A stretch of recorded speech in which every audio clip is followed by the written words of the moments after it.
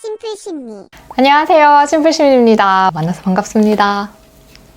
오늘은 성인기 ADHD에 대한 이야기를 해보려고 합니다. 우선 ADHD에 대한 관심이 높아진 지는 꽤 오래된 것 같아요. 저는 소아정신과에서 근무를 하고 있는데 심리평가를 받으러 온 아동의 60-70% 정도는 ADHD 의심 아동입니다.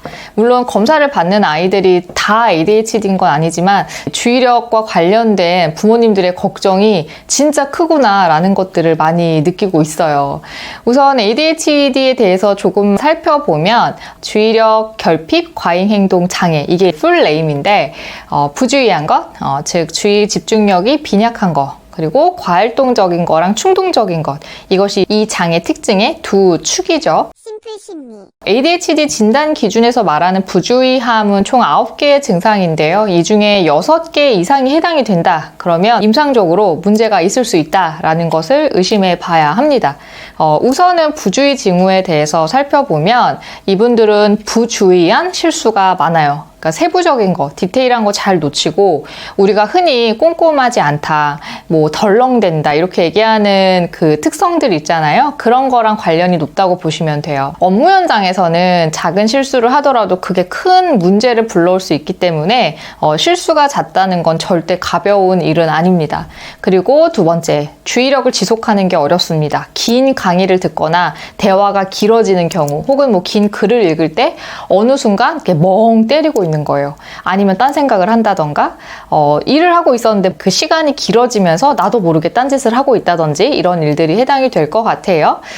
그리고 대화를 하다 보면 경청이 잘 안 되는 거예요. 앞서 말씀드린 것처럼 대화에 몰입을 오랫동안 지속을 못하기 때문에 뭔가 방해할 만한 요소가 있어서 주의력이 분산이 되는 게 아니라 그냥 마음이 딴 데 가는 거죠. 앞에 상대가 이야기를 하고 있는데도 불구하고. 그리고 임무 완수가 어렵다는 특징도 있어요. 애초에 일을 시작하는 게 너무 힘들고요.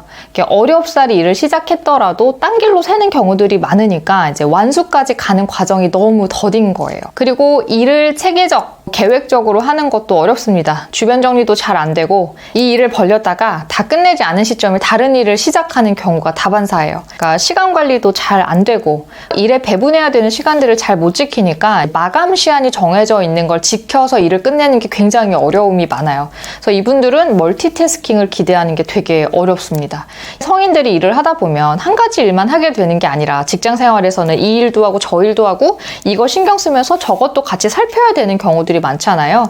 그런 상황에서 굉장히 어려움이 많이 초래가 되는 거죠. 그리고 일이 복잡할 것 같다고 느끼거나 뭐 보고서를 써야 된다든지 긴 서류 작업을 해야 된다든지 이렇게 정신적인 노력을 요구하는 작업에 참여하는 게 진짜 어렵습니다.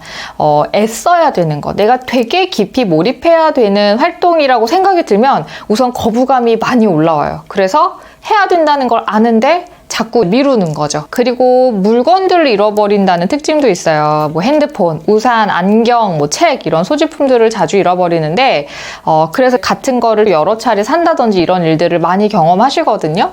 이게 어쩌다 발생하는 건 누구나 그럴 수 있는 거고요. 진단 기준에서 이야기하는 거는 꽤 잦은 빈도로 비일비재하게 물건을 잃어버리는 경우들을 이야기를 합니다.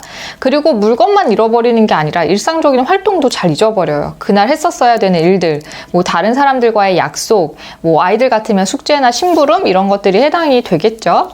그리고 외부 자극에 쉽게 주의가 분산된다라는 특징인데 이 외부 자극은 무시할 수 있을 정도로 작은 자극들까지 다 포함이에요. 예를 들어서 수업을 듣다가 복도에 누가 지나간다 그러면 뭐 곁눈질로 잠깐 뭐 볼 수는 있겠죠. 보통은 그러다가 다시 이제 집중해야 되는 수업이라든지 자기의 활동으로 주의가 전환이 되는데 ADHD 경향성 있는 분들은 그게 잘 안 되는 거예요.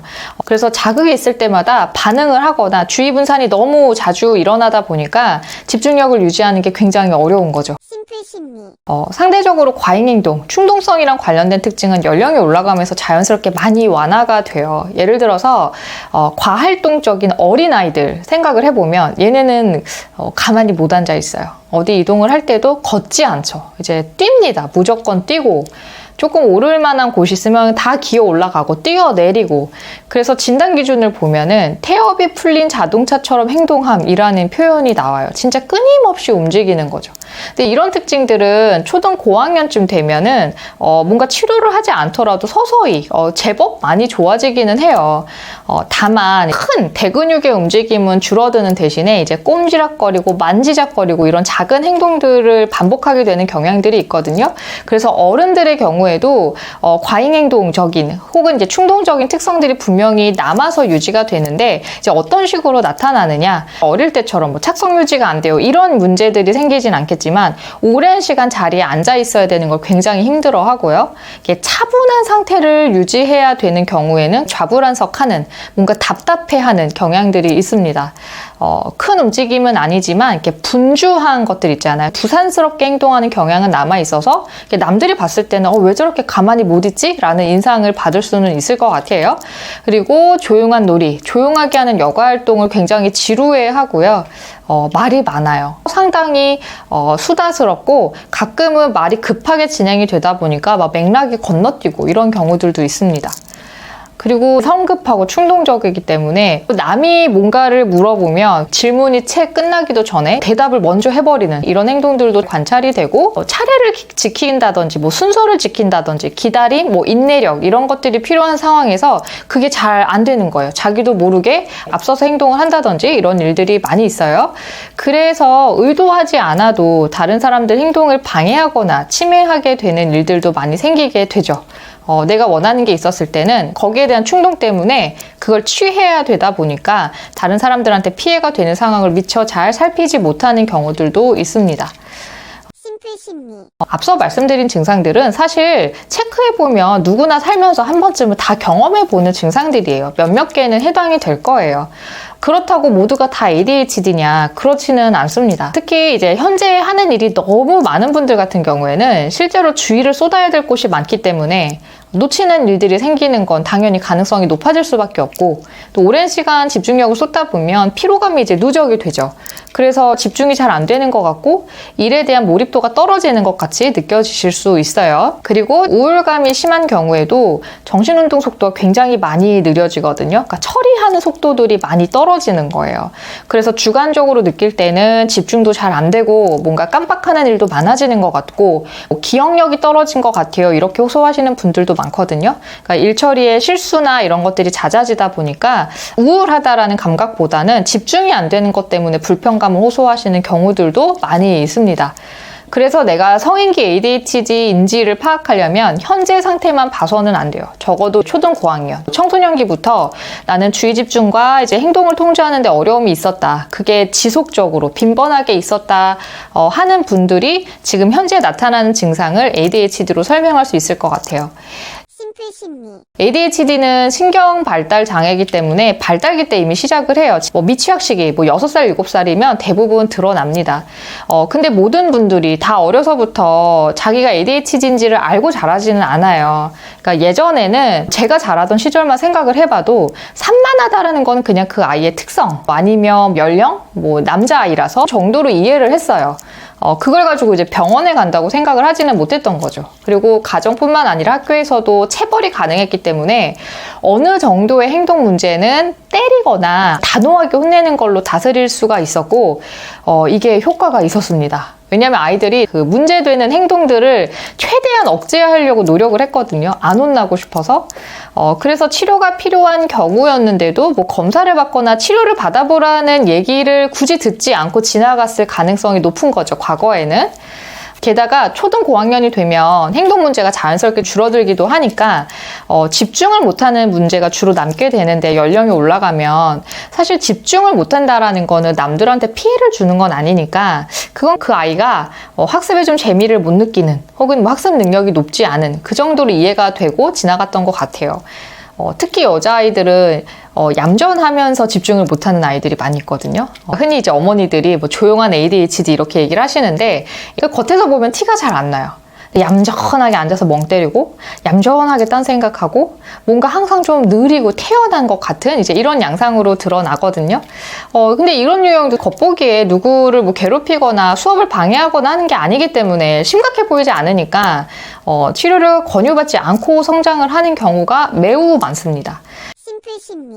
그런데 치료가 필요한 정도의 부주의함을 가지고 산다는 건 굉장히 힘든 일이에요. 지능이 아주 높은 분들 같은 경우에는 잠깐 집중을 하더라도 그 안에 처리할 수 있는 것들이 굉장히 많아요. 기억 효율이 높기 때문에. 그래서 ADHD 경향을 가졌더라도 그 경향성을 커버하면서 살기도 하지만 보통의 경우에는 집중을 하기 위한 노력 자체를 기울이는 게 너무 어려워서 학업이나 일에서 효율성이 상당히 낮아지는 문제가 생겨요. 그리고 집중력을 필요로 한다라는 생각이 들면 우선 너무 하기가 싫고 시작하기 전부터 한다고 해서 노력을 기울였는데도 내가 의도치 않게 실수가 많고 그러다 보면 학교에서는 선생님한테 뭐 혹은 부모님한테 또 커서는 직장 상사나 뭐 직장 동료들한테 욕을 먹거나 부정적인 피드백을 받는 일들이 너무 많아지는 거죠. 그 스트레스 때문에 우울증에 동반되는 경우도 흔치 않게 관찰이 되는 사례입니다. 그리고 일뿐만 아니라 대인관계에서도 생각해보면 이렇게 세심하게 배려하고 깊이 생각해서 처리해야 되는 것들이 많이 있잖아요. 근데 부주의하다라는 거는 주변 자극 전반에 해당이 되는 거거든요.